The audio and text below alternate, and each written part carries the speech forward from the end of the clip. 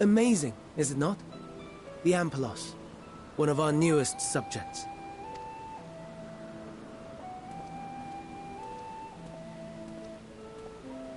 So, how are we coming along?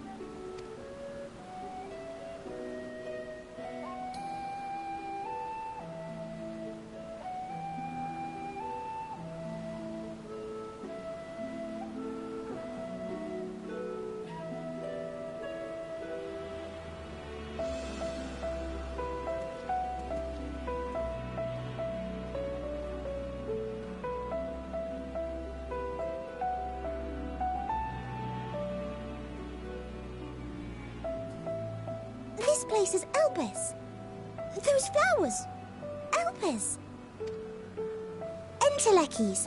Like me.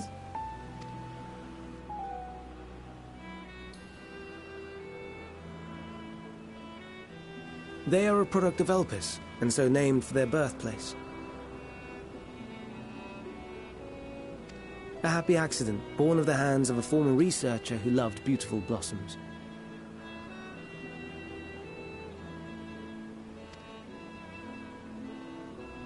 Unique for how they change color, to reflect the emotional state of those nearby. Though be it here or elsewhere, they are seldom seen in any hue save purest white.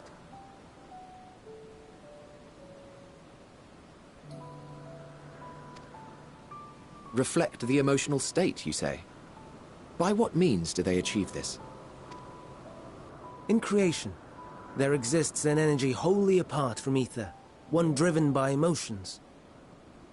In like manner to how we manipulate ether, this flower is subject to the influence of said energy.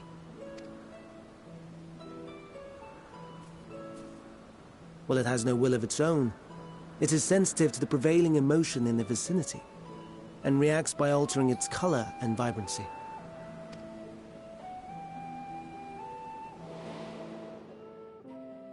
Akasha?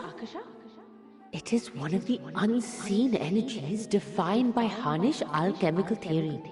Though a gross oversimplification, some describe it as an essence influenced by feelings.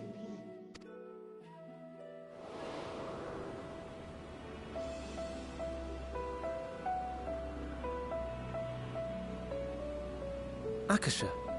Though I'm not familiar with the term, your description suggests it is the self-same energy. Dynamis, we call it.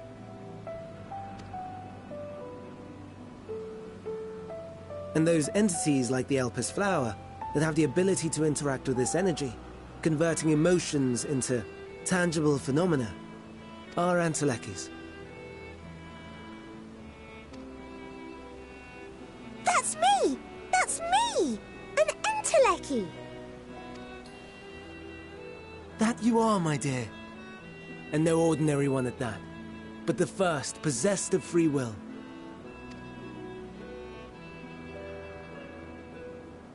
Wait!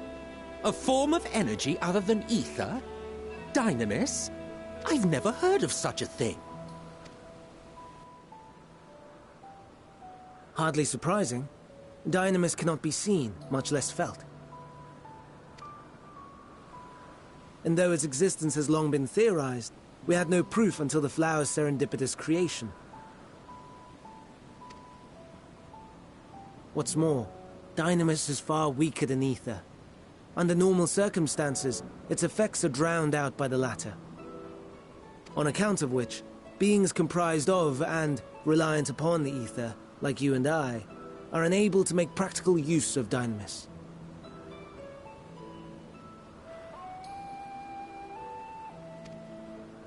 'Tis a truly esoteric thing, known to but a select few scholars. Intriguing. Then, given the limitations you described, why create Meteon?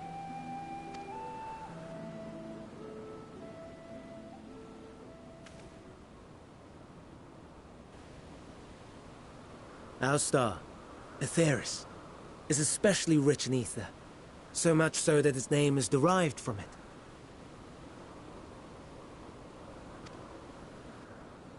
However, When we consider all energy in existence here and in the vast space beyond, Dynamis may account for as much as 68.3%. The more abundant form by far. Were we able to control it, we could open the door to limitless possibilities. 'Tis not unlike a gently flowing stream, unable to break through the dam of ether barring its path. But if we could imbue the stream with the vigor of a raging river...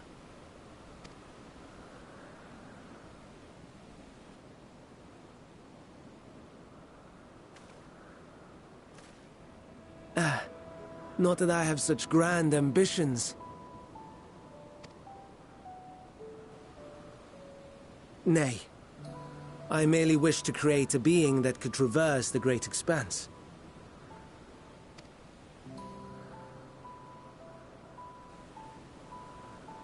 The relative scarcity of ether beyond the bounds of this star was a concern. And so, I looked to another source of energy by necessity.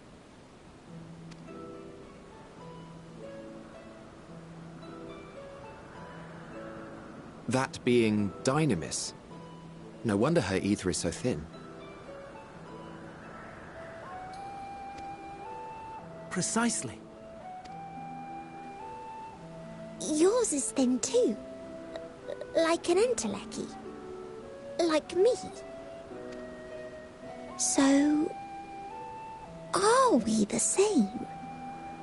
Entelecchies.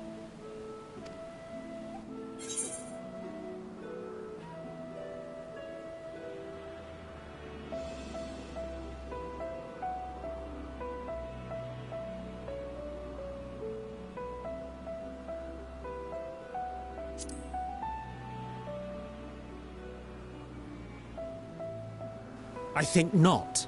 Your nature remains a mystery, but ere I reinforced you, you appeared to be little more than a common familiar, and a faded one at that.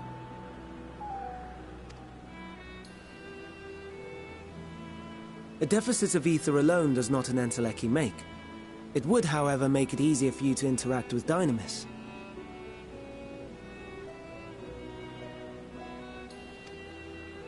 And limited though its influence may be, this quality could prove the difference between victory and defeat.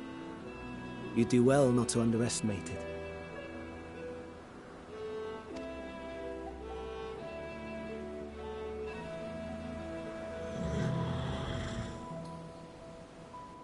Oh dear. I'd forgotten about the poor fellow. You must excuse me a moment while I go and verify a few more things.